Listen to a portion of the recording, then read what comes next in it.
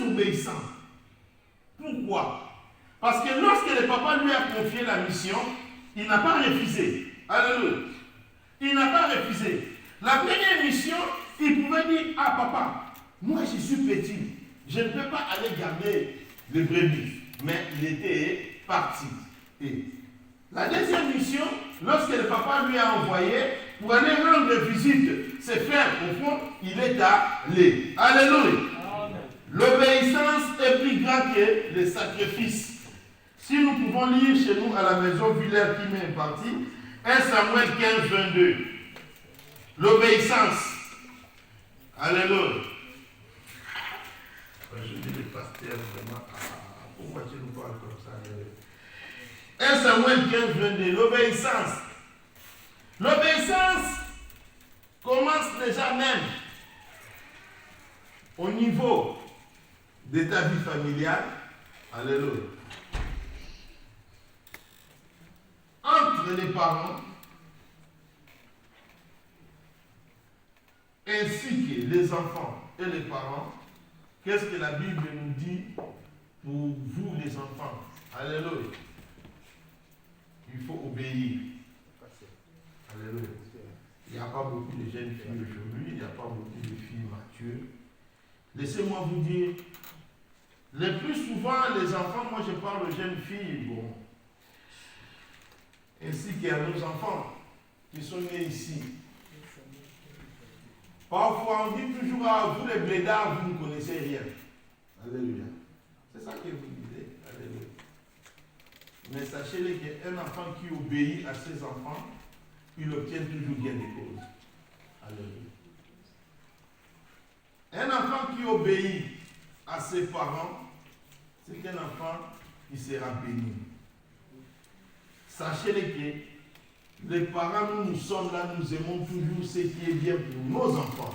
Alléluia. L'obéissance, étant que chrétien, moi je dirais que c'est l'obéissance à la parole de Dieu. Alléluia. Amen.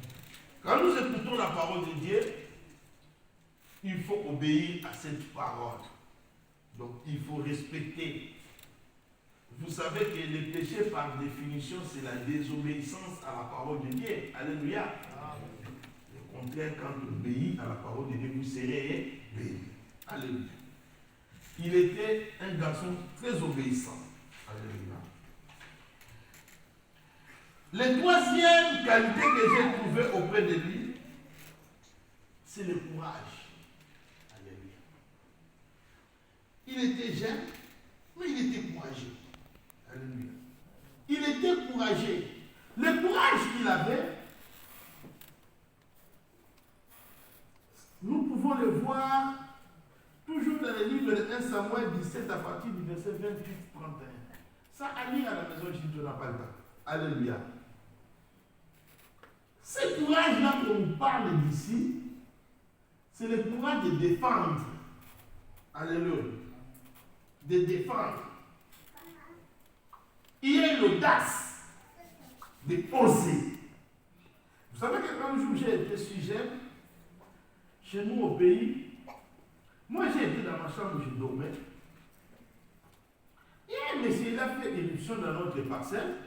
Ma petite sœur, elle habite à Londres. Oh, je ne sais pas ce qui s'est passé. Mais ouais.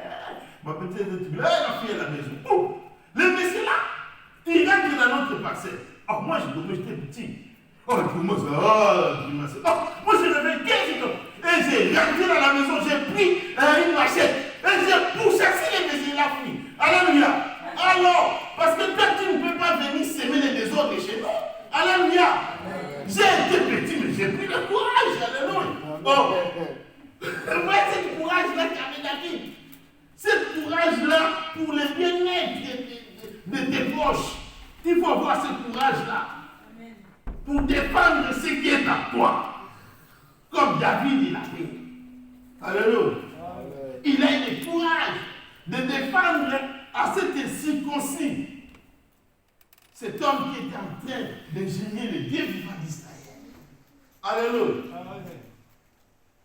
Ce courage-là. Oh, son frère dira tout simplement, oh, je connais les malices de ton cœur. Non. Ce n'était pas les malices. Parce qu'à un autre, le mot malice, cela veut dire orgueil. Son frère voulait injurier. Attends, je connais ton orgueil. C'était écrit comme ça dans des versions que vous en avez appris.